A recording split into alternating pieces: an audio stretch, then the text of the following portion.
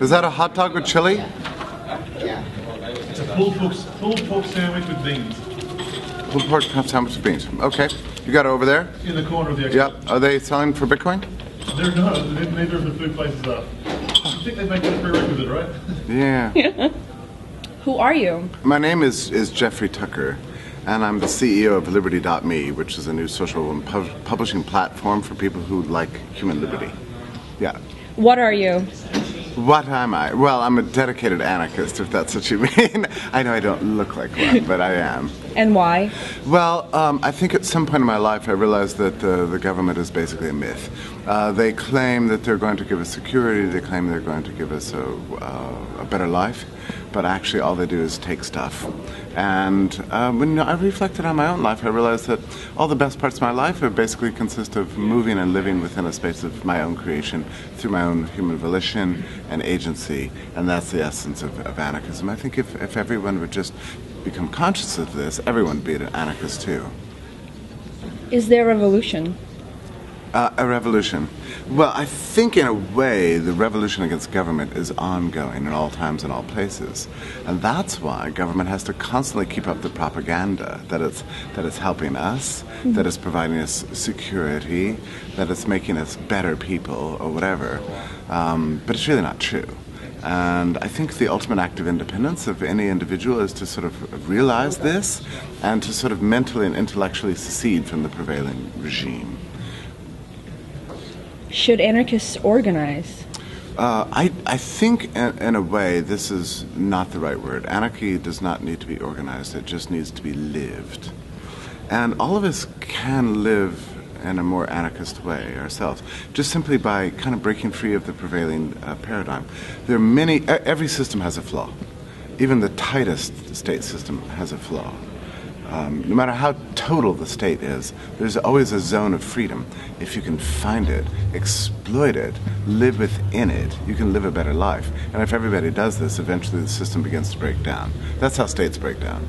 So is liberty mean more of a dialogue instead of an organizing force? I would think so, yeah. It's more of spontaneous. I mean, freedom itself is lived spontaneously.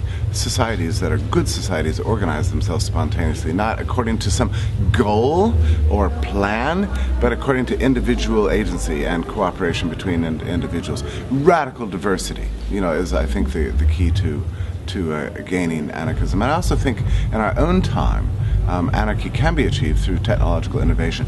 The key thing to understand about states is that they're always backwards looking. They're always regulating the past that has already happened. If you can innovate, then you can outrun them and they can't catch up. And I think that's the essence of the digital age. This, I think, is the great theme of the 21st century. It's going to be about individuals and creativity, individuals in their own lives, coming up with new technologies that essentially outrun the capacity of governments to manage the world. Governments are in many ways an anachronism, like a dinosaur. They won't catch up. Could this happen before the internet? Yeah, okay, that's a very interesting point. I think essentially you can divide all of history into two stages: the dark age before the internet and the age of light after the internet. That sounds extreme, but I think it's really true. What the internet has given us is the capacity to communicate geographically all over the world without any kind of geographic contingencies or limitations, and that has given a big boost to the idea of anarchism. We now understand that we don't have to belong to nation states. We can belong to any kind of association we want with anyone in the world. Technologically, that was not possible in the past. If you look at it, all of history has sort of been leading us to this moment. I mean, we left feudalism, where we were taken care of on plantations owned by one owner. We left for the city so we could gain more freedom, gain more human association. That went on for hundreds of years. Now we're seeing the migration take place from the physical world into the cyber world, into this digital cloud. And in fact, that's what I'm doing with my business. We founded essentially a new piece of real estate in the cloud for people to live their lives and communicate. This is the great next stage of history. And it's not just about people and their own mindsets and communications. We're seeing, it was text, then it was movies, and then it was sound, and now even objects themselves are migrating from the physical world to the digital world. and with distributed networks such as Bitcoin, governments have really lost the ability to control it. They're pretty good at controlling space because they have tanks and guns, but they're not good at controlling the infinite, immortal world of the cloud. What is the symbolic meaning of Bitcoin for you? Bitcoin to me represents, I think most fundamentally, the possibility of progress, even in an age of despotism. That's what it means. I mean, 5 years ago, nobody even imagined that something like Bitcoin could even exist. But through one mind, well, not just one mind, but through one great innovation of the blockchain protocol, we saw, history burst wide open. And I think in that sense, it's not just great in itself, but it's a model for the future of humanity, a future of play, of surprise, of innovation, of implausible, wonderful things happening. That's what Bitcoin means to me. Pardon me? Might Ron Paul cross over to anarchism? Ron? Yeah. Ron Paul? I think Ron assumes a kind of anarchist template in his mind in any case, as do many people who still believe in government. Essentially, unless you're an outright Hobbesian or something like that, you have to assume that society works on its own. And insofar as you believe that, then you are an anarchist. What do you think of the Bitcoin conspiracy, that the US government developed it alongside tracking technology in order to move into the age of cashless society where every transaction is tracked? Yeah, there are people who believe in this Bitcoin conspiracy, the idea that's really just made by government. But the people who believe this wildly exaggerate the intelligence of the government. There's no way the bureaucrats could have come up with something like this. I have friends of mine who work at the NSA. They describe it as a reactionary, anachronistic institution that's heavily bureaucratic and quite stupid, actually. So, I discount that just from everything I know about reality. I don't believe it. Respond to people who say, prove anarchy works. So I would say, I guess my case for the fact that anarchy works is that most people aspire to manage their own lives from the moment they get up in the morning to the moment they go to bed at night. We don't need a government plan to tell people to get up in the morning. They do it on their own human volition. And to eat at noon, and to shop for groceries, and to clothe themselves, and to brush their teeth. I mean, we all try to manage our lives in a state of anarchism. The police are not surrounding us every second. I mean, in practice, we all live anarchy all the time. So I think if you understand that you are your own life manager, then you understand the core message of anarchism. I think anarchy does work. Look at all the human associations that make your life beautiful, all the technologies we use. Something like the internet, is essentially an anarchist experiment.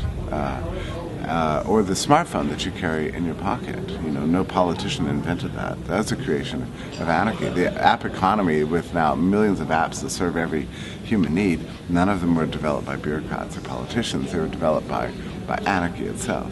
So I would say that all beautiful things are a product of anarchy, even now. I'm going to give you a series of statements and respond however you see fit. Okay. Anarchy and capitalism are soulmates. I would say that anarchy is, yes, it is the foundation of capitalism. Capitalism is an outgrowth of anarchism, yes. Anarchism is democracy taken seriously. I like the idea of comparing anarchy and democracy. Democracy is deeply corrupted by the state, but the idea of democracy itself is not inherently bad. So, yeah, anarchy is a great way to realize democracy. Like on the internet, I think internet is kind of the epitome of democracy because people look at Reddit, look at 4chan, it's all voting systems, it's all majority. Yeah, and in many ways, political democracy is an attempt to kind of replicate the democracy of the market, or the democracy that comes with anarchy, but it's a corruption of the idea. But that doesn't mean the idea is itself wrong. Mm-hmm. Anarchy is order. Absolutely, anarchy is order. I mean, the whole spontaneous nature of society and individuals is to achieve more orderly lives, to coordinate one with each other. So, yeah, I like this idea that order cannot be imposed by coercion. It only emerges out of human choice. Absolutely. Anarchy's mayhem is wholly conjectural. The state's mayhem is undeniably, factually horrendous. Yeah, I totally agree with that. I was just at a panel this morning on cybersecurity. It was interesting to me because people have always said that governments are important for security, but if you talk to any real security professional, they will tell you that there are two great threats to human security today. Private criminals and also public governments and public servants. They're both threats to security. Chaos begets freedom. Yeah, in many ways, I don't mind thinking about freedom as a product of chaos. We need surprise and risk in the world. One of the great mistakes that people make is to try to get rid of that. What they do is they end up just making the world violent, a violent place. But chaos in the sense of spontaneity, of play, of trial and error, is indeed a foundation of freedom. Yeah. You cannot buy the revolution. You cannot make the revolution. You can only be the revolution. It is in your spirit or it is nowhere. Oh, I like that statement very much. Yeah, I think that's really true. We should not be asking politicians for our freedoms. We should just be seeking to live them ourselves, to take them, acquire them, believe in them, and reinvent our own lives. Government is cyclical instability. You know, I agree that government's a cyclical instability. There's certain things that are... I mean, governments are transient institutions. They really come and go. There are other things that are much more permanent in the world. Music and art and love. You know, these are all things that outlast every other government. Those are the persistent themes in history. They never go away. Governments come and go. No one's writing songs about government. No, that's really true. Internet is anarchy. Yeah, I would say the internet is definitely anarchy. You know, people say government invented it. Well, some of the early protocols were put together for military purposes, but government never did anything with it. It wasn't until it was privatized in 1995 that we began to see the flourishing of a new world. And now that's only not even 20 years old, and look what's happened. We're at the very beginning of a new age of history, and that is called the digital age. Please suggest 3 readings, 1 fiction, 1 nonfiction, and 1 of your choice. Fiction, nonfiction. So I guess I'll start with nonfiction. There's a wonderful book by Frank Chodoroff, and it's called The Rise and Fall of Society. And it was written in 1957. I think it's just about the best summary of everything I believe in politics and in economics. Frank Chodoroff is the author. It's wonderful. In terms of fiction, I mean, I think one of the best short fiction books I've ever read is Anthem by Ayn Rand. I really love it. I recently reread it and fell in love all over again. In terms of my own choice, I really like a new book called Anti-Fragile by Talib. Oh my gosh, do you remember the author's name? Yeah. Maybe I'll choose something else. But actually, no, I should. It's named Nassim Talib, I think is the name. And the book is Anti-Fragile. And it's an explanation of things in the world that get stronger by being stressed as versus breaking under pressure. And anarchism is, in many ways, the ultimate anti-fragile institution. Bitcoin is radically anti-fragile. The more it's stressed and the more it's pushed, the stronger it gets. That's a brilliant book. It just came out last year. So I like all 3 of those books. And anything you want to end with?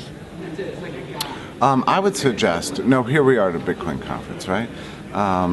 If any anarchists out there are kind of depressed about the future and sort of despairing about our future, they should come to a conference like this. What you'll see is 1,000 people who are dedicated to innovation, overcoming the barriers that exist to create a new world and make the world a better place for all of humanity.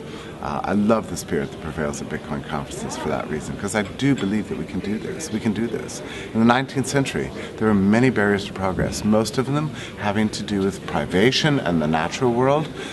That is not true in the 21st century. We've overcome hunger, we've overcome many diseases, we're living a very long time, infant mortality has crashed, but now we have different barriers. The biggest barrier we have is political and bureaucratic. Very formidable, but still overcomable. Thank you so much. I've grown so tall. I'm a giant beach star. Someday I'll fall, but not today. Someday I'll fall and I'll say, hey, got nothing I'ma play today. Be a friend, be a buddy, and light the way. It used to come in the youth that fades away. Never mind, I guess I'll be on my way.